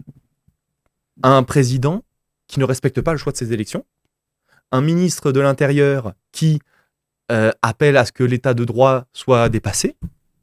Je comprends que les gens doutent du caractère républicain du régime. Et pour cause, Transparency International, Transparency Watch, nous a classés parmi le 60e pays le moins transparent, le plus corrompu, dans un rapport publié hier. C'est récent. Donc, oui, les gens ont du souci à se faire, et je le comprends. Et c'est pour ça que nous sommes le parti de la clarté. Et par clarté, je veux dire qu'encore une fois, je le redis une dernière fois, vous voulez savoir ce que la France Insoumise va faire au pouvoir, vous lisez L'Avenir en commun. En tout cas, moi, je tout le programme, rien que le Thomas. Je crois. Rien que le programme. Je ne crois que ce que je vois. En tout cas, ce que je vois, c'est que l'organisation de notre mouvement n'est pas démocratique comme vous le prétendez. Ça veut dire quoi, elle n'est pas démocratique? Elle n'est pas démocratique dans la mesure où, en fait, c'est le chef qui dit A, B, C et tout le monde suit A, B, C. Et pardon, c'est vos militants eux-mêmes qui me le disent. Donc à cet allure-là. Donc voilà. Mais après, non mais attendez, sur quoi? C'est-à-dire que le Parti socialiste est démocratique? C'est pas ce que j'ai dit. On a entendu Quel tous les parti est scandales démocratique qu'il y a eu Quel avec parti est Ségolène démocratique Royal et Martine Aubry. Non, mais j'entends bien. Quel Aucun parti est souci. démocratique Non, mais vous... C'est quoi l'exemple que vous prenez Mais alors dans le attendez, sens inverse? non, moi je vous prends vous pourquoi? Parce que, un, vous provoquez une motion de censure. Très Deux, bien. la deuxième étape que vous voulez, c'est de faire une destitution d'Emmanuel Macron pour Ouais. accéder au pouvoir après. Et on n'a pas le droit, Donc, c'est pas la C'est Constitution, pas ça ce que je suis en train de dire. C'est que si vous prétendez vouloir prendre les clés du pays, Ouais. soyez clean du début à la fin. C'est tout en fait. Soyez légitime de J'ai pas ce. compris en quoi dégager un monarque présidentiel qui refuse le résultat des élections Mais est pas donc légitime. vous dites que le monarque, reprenons le terme, vous dites que le monarque présidentiel est monarque présidentiel, alors que dans votre parti vous vous organisez exactement de la même manière avec un monarque et du coup toute la cour qui suit. Alors encore une fois, si on veut aller là-dessus, le coordinateur national de la France Insoumise, c'est Manuel Bompard, la présidente de la France Insoumise Il y en a Assemblée 3 nationale, apparemment qui sont c'est- reconnus juridiquement et le reste en fait c'est peanut. C'est un mouvement, pas un parti. D'accord. Encore une fois, on a Ok. fait notre truc sur la clarté. C'est le programme avant tout. Mélenchon est l'éducateur de toute une génération de militants. Mélenchon est le gars qui nous a tous formés à la politique. C'est pas le seul. Mais ça a été notre entrée en politique pour beaucoup d'entre nous. Mhm. Une chose que je pourrais jamais enlever à Mélenchon et qui lui vaut toute mon admiration, Mhm. on en est où sur la gauche dans les pays voisins? On en est où de la gauche radicale en Allemagne, en Italie? On en est où de la gauche radicale en Angleterre? Mhm. Partout, la gauche s'est plus ou moins effondrée. C'est unique d'avoir une gauche qui, aux élections présidentielles, fait plus de 20%. Et une gauche radicale. Attention. Non. Le fonctionnement de la France insoumise est la preuve que nous sommes dans la bonne dynamique. Ce que je veux Ok. dire, je le dis une dernière fois, un Mhm. parti, ça se gère pas, un mouvement à plus forte raison, ça se gère pas comme un pays. Et être ouvert aux 4 vents, comme le fait le PS, où vous pouvez acheter des cartes de membres pour faire voter vos copains, vos cousins et tous vos amis au Congrès, parce que c'est les pratiques qui se faisaient aussi. Oui, non, Je mais veux dire- je vous ai parlé en tout cas de. Je veux dire, des les problèmes de congrès vote. des écologistes et surtout des socialistes, je connais pas assez les écologistes pour leur taper dessus là-dessus, mais les congrès des socialistes, c'est évidemment à qui achètera le plus de voix. Donc, je suis désolé, qu'on vienne nous chanter les Je louanges savais pas. du parti démocratique. Ouais, mais vous me parlez de qui? Vous me parlez de quoi? Il me semble que c'est assez démocratique. Si vous n'êtes pas d'accord, bonne En journée. tout cas, vous dites que vous êtes le premier parti de gauche. En tout cas, c'est ce que je retiens, ce que je regarde et je continuerai à observer pour voir jusqu'où les incohérences courront. Nous saluons l'arrivée de nouveaux viewers, Bonsoir. et notamment le Gabit, que je salue très amicalement, et qui te pose une question, cher Edgar, très... Vous avez jamais de questions? Oui, c'est tout le temps orienté, C'est là, je normal. prends textuellement. En fait, hein. j'ai pas de parti, moi, donc c'est Ah, beaucoup bah. plus difficile, je pense. Posez vos de questions à taper Mélenchon. dessus. Allez-y. On va lui Alors, très transmettre. direct, je le cite. Tu admires donc un type qui couvre son pote qui frappe sa femme. Aïe. Donc, Ah. Je me prépare Alors pour là- une chat sur ça. Bon. Alors, effectivement, Pourtant, on disait que les violences conjugales augmentaient dans le pays. mais- bien sûr, bien sûr. Oui. Là, très clairement, c'est des fois où on n'est pas à la hauteur. Et effectivement, Mélenchon n'a pas été à la hauteur. Et c'est pour ça que c'est bien qu'il ait pris l'habitude de moins d'en parler, d'éviter le sujet. Je sais que sur les questions de violences faites aux femmes, il ne faut pas demander à ceux qui sont les plus proches des agresseurs.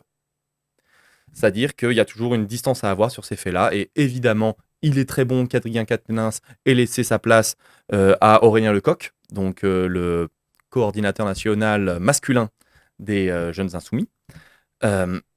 Oui, effectivement, la position de Mélenchon là-dessus n'était pas bien tenable. Et sa position avait été de dire que déjà, il l'avait avoué et que, bon, effectivement, c'est pas des choses bien jojotes. Après, je vois pas quel autre parti défend mieux que nous la question des violences faites aux femmes, notamment en demandant le milliard qui est demandé par les associations féministes. Donc, oui, effectivement, certaines fois, Jean-Luc Mélenchon, qui polarise beaucoup. Et il polarise pourquoi? Parce que nous sommes, encore une fois, en monarchie présidentielle, et quand vous votez pour un gars, vous votez pour élire un roi. Nous détestons ce système-là, nous voulons le changer. Encore une fois, la première mesure, c'est l'Assemblée constituante pour faire une 6ème République. Mais donc, effectivement, vont émerger des figures de grands parleurs qui vont parler de tous les sujets et parfois avoir des positions désastreuses sur tel ou tel sujet. Mhm. Donc, Jean-Luc a été mauvais sur la question de l'affaire Quatennens. C'est pas pour ça qu'il n'est pas l'éducateur politique de toute une génération. Que c'est une réponse honnête et Oui, transparente. courageuse, non? Ça a le mérite d'être qualifié de la Qu'est-ce que sorte. vous voulez que je vous dise? Il a soutenu Mais Adrien Quatennens, il a soutenu Adrien Quatennens, hein, c'est pas arrivé. L'humain Ouais. est faillible. Bah, C'est moins monarchique que ce que je pensais. mais donc, attendez, je veux dire encore une fois, dire que Jean-Luc Mélenchon a fait cela n'est pas dire que nous sommes pas d'accord avec lui sur l'essentiel du programme. Je veux dire, un gars qui réussit à porter si haut la gauche radicale, pour moi, vaut la peine d'être écouté et suivi. En fait, c'est très simple. La manière dont je suis rentré chez les Insoumis, un jour, j'ai vu ces vidéos sur YouTube, quand on était en janvier 2017, c'est pour ça que je dis 8 ans maintenant, et je m'attendais à ce qu'il gueule. Je m'attendais à ce qu'il dise des bêtises, parce que voilà, j'étais formé au centre. Et clairement, j'ai été d'accord avec à peu près tout ce qu'il racontait. La semaine suivante aussi. Puis un jour, j'ai acheté le programme. Celui-là, c'était celui de 2017. Et depuis, j'ai pas arrêté. Et quand vous connaissez les gens qui militent à la France Insoumise, c'est la preuve par l'exemple. La grande majorité sont des gens très très bien, qui ont un engagement sincère envers leurs frères et leurs sœurs de la République. Je ne dis ce qu'on vient pas. Donc, qui sont profondément antiracistes, qui sont profondément féministes. Donc, le fait que Jean-Luc ait pu avoir quelques positions mauvaises, pour moi, n'efface rien du tout de tout ça. Il est un très grand porteur de l'espoir humaniste qui nous anime. Et par humaniste, je dis pas juste « ah, on est gentil ». Non, humaniste, c'est le fait que l'être humain décide lui-même de sa construction et de sa destinée. Voilà. Donc, typiquement, le fait que ce soit l'un des hommes politiques qui porte à ce point la question des personnes transgenres. Qui d'autre le fait dans ce pays? Qui d'autre comme figure majeure de la politique nationale? Voilà. J'ai pas vu d'autres grands acteurs politiques de ce pays dire les personnes transgenres sont l'aboutissement de la réflexion humaniste qu'on tient depuis 500 ans. J'en ai pas vu d'autres. Bref, tout ça pour dire que oui, effectivement, ça arrive d'avoir des très mauvaises positions. C'est pas pour autant que je jette l'homme à la poubelle. Tu as été convaincu maintenant par la réponse? Ça va, il se débrouille bien. Ah bah c'est de la rhétorique politique. Hein, ça. Oui, après, on est habitué. Non, mais il a été honnête. Mais Non, c'est oui, vrai qu'il a oui. été honnête, c'est vrai. Ça a le mérite d'être transparent au Bien moins. Dernière question, juste pour conclure avant notre dernière rubrique dans le vif, sur le rôle des collectivités locales. Peuvent-elles réellement jouer finalement un rôle pour améliorer la sécurité tout en évitant les dérives sécuritaires? Manon. Alors, ma réponse sera évidemment oui, parce que comme j'ai dit, j'ai un engagement qui est Bien placé extrêmement pour, local, pour dire que c'est assez important. Ce qui est fait par le tissu associatif, en tout cas sur ma ville, et on a le département aussi qui joue pas mal dessus, c'est d'organiser très souvent des sortes pas de conférences, mais plutôt de réunions entre la police et la population, donc soit autour des conseils de quartier, soit avec des associations, pour qu'on puisse discuter et comprendre davantage quelles sont les conditions de travail des policiers, mais dans le sens inverse aussi, pourquoi est-ce que parfois la population a un certain rejet de la police. Moi, à l'époque, j'étais, on va dire, un peu comme la France Insoumise, donc là, je vous fais une petite passe. C'était de dire, oui, la police tue, la police est méchante. Enfin, vraiment, pour moi, c'était les diablotins de... C'est comme ça que ça fonctionne. Non, mais non. Pour moi, c'était les diablotins de la République, de la société. Et puis, après une longue discussion que j'avais eue avec un policier qui nous a expliqué finalement les conditions dans lesquelles il travaillait, parce qu'au fond, c'est un peu les serpillères de la République. On les appelle pour des questions de viol, on les appelle pour des rixes, on les appelle pour des violences, on les appelle vraiment pour tout. On les appelle pour, oui, il y a le feu là, alors qu'en vrai, c'est les pompiers qu'il faut appeler. Mais bon, enfin, c'est la police, c'est les super-héros de la nation. Donc, on les appelle vraiment pour tout. Ça veut dire qu'ils travaillent constamment dans un climat de stress, dans un climat, j'irais pas d'angoisse, parce qu'au fond, il va dépasser ce truc-là, mais en tout cas, ils travaillent dans ce climat de pression, c'est le mot qui est adapté, constamment. Et donc, évidemment, quand on a des jeunes de nos quartiers, je dis ça parce que je sais que c'est ce qu'ils font, qui sont en train de se bagarrer pour rigoler, mais avec des gros bâtons, qu'on a un voisin qui appelle la police en disant « Oui, on a des jeunes qui sont en train de se bagarrer, violemment, venez vite qu'ils arrivent », et qui finalement, ils voient qu'ils sont en train de rigoler, alors que eux, la police arrivait avec du stress. Forcément, parfois, ça crée des frictions. Donc,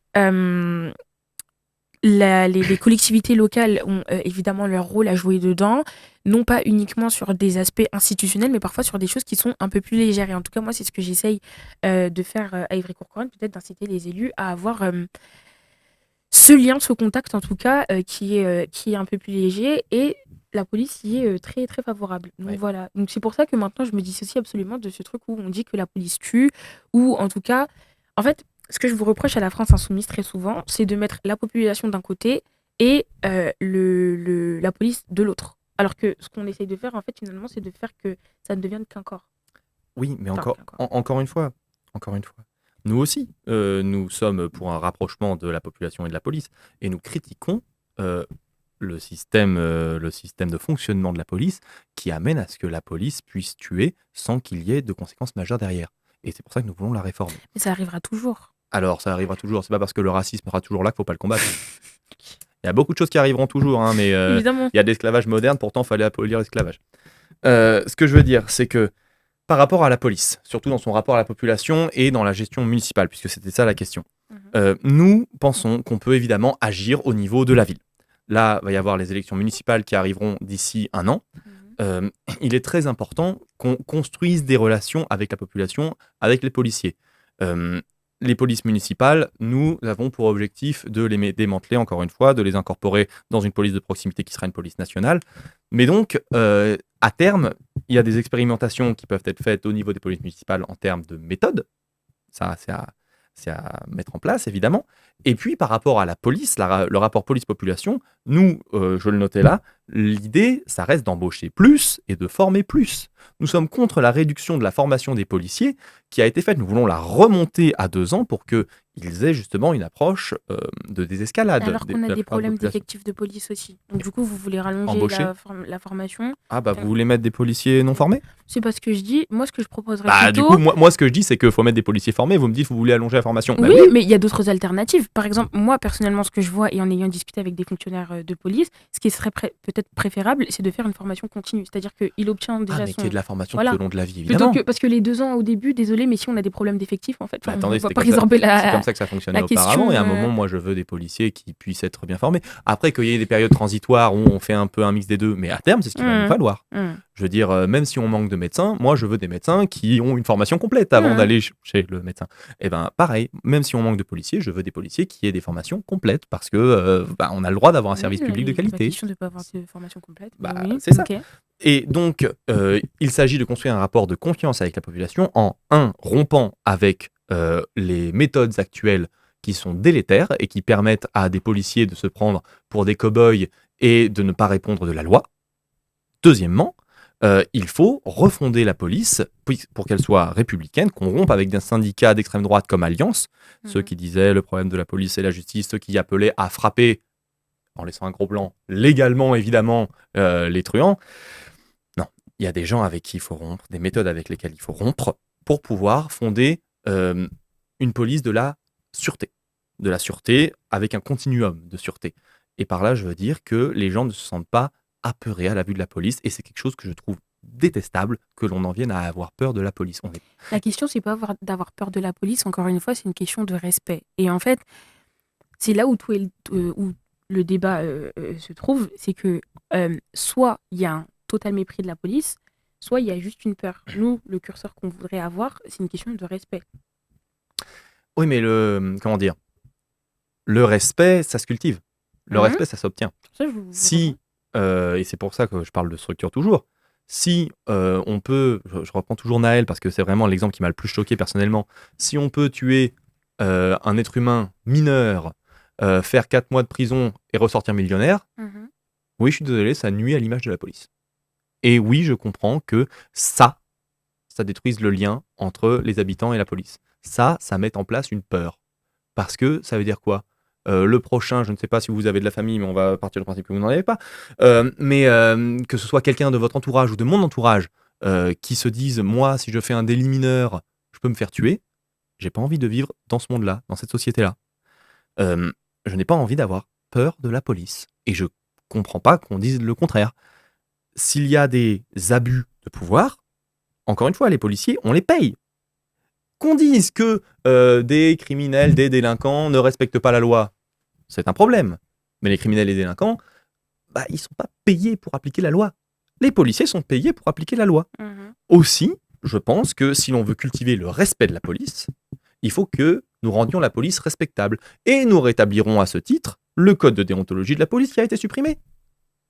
Parce qu'il y a des formations qui ne sont pas faites. Il y a des rappels, ne serait-ce que moraux, avec le code de déontologie, qui ne sont pas faits aujourd'hui. Et donc, bien sûr, la police a un avenir avec la France insoumise au gouvernement, un avenir plutôt bon selon Vous nous. pas l'air très convaincu de ce que vous leur proposez, mais enfin, bon, poursuivez. Bah, c'est qu'actuellement, encore une fois, le grand syndicat à l'œuvre dans la police, victimisation. c'est Allez. Alliance. Ah. C'est Alliance. Et Alliance, globalement, bah, c'est des gens qui veulent plus de matraques et plus d'armement contre les délinquants. Donc nous n'avons pas le même rapport aux choses. Mais je sais que les policiers sont des personnes responsables et raisonnables, et ils voient l'intérêt que nous portons aussi. L'idée de dire que nous en embaucherons davantage, que nous les formerons davantage, et qu'ils auront les moyens de mener à bien leur mission dans un contexte de désescalade des violences qui permettra de nourrir un meilleur Un respect. contexte de- Si l'idée c'est de punir davantage les policiers délictueux, Mhm. oui, il y aura moins d'actes délictueux et donc un plus grand respect, une plus grande compréhension Ok. entre les populations. Et voilà, je trouve qu'il est sain de dénoncer les dérives actuelles de la police et de les dénoncer vivement. Avec respect. Bah, Sans dire que. Enfin, je reviens encore dessus parce que, pardon, l'affaire Naël vous a choqué, moi aussi, mais le fait de dire qu'un policier mort, ça fait un vote en moins pour le RN, je reste encore. faut qu'on éponge Mais- les mauvaises blagues de Jean-Luc pendant des années. Non, je dis pas qu'il faut les éponger pendant des années, mais encore une fois, pour moi, enfin, je pense que c'est ma sensibilité personnelle, comme vous avez la vôtre sur les questions peut-être écologiques, hein, mais pour moi, c'est des questions qui sont essentielles, qui, pardon, comme on l'a dit tout à l'heure, on parle constamment de questions de sécurité dans les quartiers, donc évidemment que des sujets comme ça, en fait, ça nous retombe en pleine figure. Voilà. Après, Oui, bon, bah voilà, ce que je veux dire, c'est qu'encore une fois, il y a un programme. Les uns les autres peuvent faire les blagues du goût qu'on appréciera qu'ils veulent. Encore une fois, enfin, surtout quand nous, dans on un est là pays où pour on a porter un sentiment programme de sécurité. gouvernement. Et si vous aimez pas les blagues de Jean-Luc, c'est pas grave, vous n'êtes pas obligé de vivre avec lui. Heureusement. Voilà. Attendez. Moi non plus, je crois que je. Quoique. Non. J'aurais du mal. Ça me Mais réjouit pas. le fait est que on vous propose pas de vous marier avec Jean-Luc Mélenchon. On vous propose d'appliquer le programme qui s'appelle l'Avenir en commun. Jean-Luc Mélenchon, en tant que président de la République, c'est une certaine manière de se marier avec lui. Je dis pas qu'on va se marier à la mairie, je dis que finalement, J'espère que vous n'êtes pas marié avec Emmanuel Macron en réalité, 8 ans si, bientôt. un petit peu. Enfin, les Français sont d'une certaine. Mais ce que je veux dire par là, en fait, c'est qu'à partir du moment où on fait d'un homme notre président de la République, c'est qu'on mange, comme vous avez dit, son programme, on mange aussi sa personnalité, pardon. Si on Quand- est au parce café que- du commerce, je pense pas qu'il y ait beaucoup de Français qui fassent des bisous à Macron s'ils le rencontrent. C'est. Je pense que C'est- vous n'avez pas c'est- trop vous avez pas trop vu ce que je voulais dire. Mais ce que je suis en train d'essayer d'expliquer, c'est que en faisant de Jean-Luc Mélenchon notre président, on mange sa personnalité évidemment, on mange son programme aussi, on va manger ses blagues aussi. Parce que la blague je sais pas si c'est une blague, mais voilà, que Emmanuel Macron disait en disant qu'on pouvait trouver du travail à l'autre bout de la rue, vous le ressortez tous les jours et ça fait partie de sa personnalité. Donc d'une certaine manière, en fait, on se coltine Emmanuel Macron jusqu'en 2027. Donc c'est une manière d'avoir fait un Ok, contrat. C'est d'accord. pour ça que Du- je parle du de coup, mariage. Vous voulez qui C'est une sorte de Du contrat. coup, vous voulez qui Moi, je verrais qui se présentera d'ici Non, 2027. non, parce que dans les starting blocks, on en a quand même des beaux. Ouais, Je et pense donc notamment à Madame Le Pen, qui, elle, on fait a des, Édouard fait, fait Philippe, des, fait on a des blagues Dominique sur... de Villepin qui peut-être va se présenter. On en Madame a Le plein, Pen qui oui. fait des blagues sur Tonton Dolphy, ça aussi, on peut le ressortir. Mais sortez-le. Bah oui, et Je c'est suis et pas c'est la un souci. porte-parole d'un quelconque Ah parti. oui, mais t'inquiétez pas, mais hein. ce que je veux dire, c'est que nous, justement, on entend gouverner. Donc, les blagues de Jean-Luc Mélenchon appartiennent à Jean-Luc Mélenchon. Le programme de l'Avenir en commun, il en est le porte-parole. Il n'en est pas le seul. Nous en avons de très nombreux, très talentueux, puisqu'il a fait Porte-parole, c'est émerger. la parole. Il a Donc fait, ce qui sort de la bouche à chaque fois que il a c'est fait, pris en compte. il a Mais fait bon, émerger toute une génération de grands je militants. crois qu'on l'a compris. J'ai précisément en tête Nadège Aboumangoli, Hein. qui est la première présidente noire de l'Assemblée nationale de Vice-présidente. notre histoire. Donc oui, ce sont des gens qui ont grandi dans leur lutte et dans l'insoumission. Nous sommes un grand mouvement qui entend donc gouverner. Donc oui, ce que nous proposons, c'est l'avenir en commun. Là, ce sera pas avec nous. En tout cas. Ça, on l'a bien saisi, je crois, effectivement. Même malgré que Kedgar a essayé de convaincre. Hein, Ah non, mais le débat, c'est porter haut et juste fort, de montrer les oppositions, mais je me laisserai pas convaitre Ah bah par ça, LFI. Et c'est pas faute de les écouter, hein, pardon. Ah, hein. ça. non mais J'ai écouté les débats de Jean-Luc Mélenchon sur la créolisation, enfin les conférences, pardon, d'une heure et demie sur la créolisation, son intervention avec le président du MEDEF, enfin, c'est pas faute d'écouter. Hein. Ouais. Mais je suis assez républicaine sur ça, je pense. bah, Donc, toute façon, c'est jamais sur un débat seul qu'on convainc les gens. Moi, c'est pour ça que je renvoie sans cesse au programme, parce que dans mon vécu, on a dit. c'est le programme qui m'a convaincu, voir ce pourquoi luttaient les gens de la France insoumise. Je sais que Beaucoup ont été convaincus par la preuve par la Palestine. Nous avons été bien seuls au début Beaucoup. à porter le sujet de la dénonciation du génocide en Palestine et nous avons été un point d'appui fort qui a permis de porter cette lutte. Typiquement, l'exemple que je prenais tout à l'heure, en Allemagne, ils n'ont pas eu quelque chose de similaire et ils n'ont vraiment pas pu développer ensuite. Donc, je trouve que c'est un mouvement qui porte les bons combats quand il faut les porter. Bien sûr, nous ne sommes pas parfaits, bien sûr, on fait des grosses erreurs aussi, comme tous les partis, et je le reconnais assez volontiers, parce que je sais qu'au fond, c'est pas sur les erreurs que j'abandonne la tranchée. Je suis là pour porter un programme pour améliorer ce pays définitivement. Chers amis, nous allons passer à la dernière rubrique de notre émission, Dans le vif. Top jingle.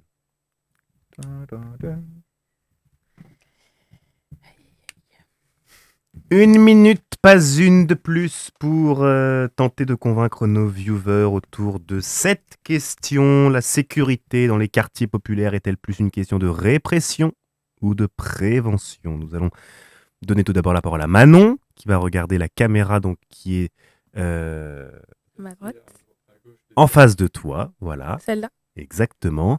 Et Edgar, celle qui est en face de toi, donc celle-ci. Voilà. Manon, je t'en prie. La question de la sécurité dans nos quartiers populaires ne doit pas se résumer à un choix qui se fait soit sur la question de la répression, soit sur la question de la prévention. Je pense qu'il y a une troisième alternative qui peut largement être exploitée, c'est la question de l'implication citoyenne. Moi, ce que je veux, ce n'est pas une France qui se divise en deux avec une partie pro-police et une partie pro-population ou pseudo-victime. Ce que je voudrais aujourd'hui, en tout cas, c'est qu'on fasse un véritable pacte républicain entre la police et la population et que on ne voit plus la police comme étant des menaces ou en ayant peur d'eux, mais qu'on a un profond respect pour eux et que surtout on les voit comme ceux qui puissent nous garantir la sécurité parce que c'est l'assurance que nous porte l'État si on se fonde sur la Déclaration des droits de l'homme. Donc aujourd'hui en tout cas, et c'est ce pourquoi je me bats, c'est d'avoir un pacte républicain qui renaît entre les jeunes, parce qu'on parle souvent des jeunes de quartier populaire en disant que c'est eux qui font peser ce sentiment d'insécurité, mais entre eux et notre grande police républicaine qui, quoi qu'on en dise, fait un formidable travail dans notre pays. Merci Manon. Edgar, c'est à toi. Entre répression et prévention, c'est ça? Oui. Bah, en fait, la question se pose dans d'autres termes, à savoir que dans les quartiers populaires, puisqu'il en est question, la question du rapport des personnes entre elles et des personnes à la police est une question clé. Nous pensons, nous, la France Insoumise, que le rapport à la police doit être apaisé par notamment une réforme de la police, puisque nous n'avons pas la main sur la réforme des gangs, des criminels, ou tout simplement de toute autre personne. La police qui commet des actes qui ne la rendent pas respectable doit être changée pour être une police respectable précisément. Nous serons contre tout acte illégal commis par la police. Pour une réforme de l'IGPN, pour une réforme de l'IGGN, pour le démantèlement des BAC et des polices municipales afin de créer une police de proximité, embaucher des fonctionnaires, former des fonctionnaires, afin d'avoir un rapport de proximité à la population. Enfin, je dirais, sur les questions de violence entre personnes, nous pensons qu'elles ont éminemment une origine sociale, et donc c'est par une politique sociale qu'il s'agit de les contrer, et là, on entre dans des politiques d'augmentation du salaire, de plafonnement des loyers, puisque la crise de l'immobilier est une crise majeure dans notre pays, et d'augmentation du droit au travail. Merci cher Edgar, merci cher Manon, merci pour ce débat qui, je l'espère, cher viewer, vous aura permis de mieux comprendre cette problématique majeure, trop peu engagée de cette voie-là sur l'espace public. Comment vous êtes sentis tous les deux? Débat serein, calme, un peu oui. pugnace, mais On a eu des pires, franchement. dans le respect, bien sûr. Oui, j'imagine qu'à CNews, à mon avis, ça doit être plus parfois... Oui, parfois plus vif, mais bon, ça va, on contrôle plutôt bien. Ça y est, hein, c'est news. Hein. En tout cas, merci d'être venu. Merci d'avoir répondu favorablement à notre invitation. Chers viewers, merci de votre fidélité. On se donne rendez-vous la semaine prochaine pour un débat sur l'agriculture en rapport avec l'actualité, puisque ça correspond avec l'ouverture du Salon de l'agriculture, Salon international de l'agriculture. Très bien. Que Jacques Chirac chérissait. Merci, chers amis. À la semaine prochaine. Au revoir. Au revoir.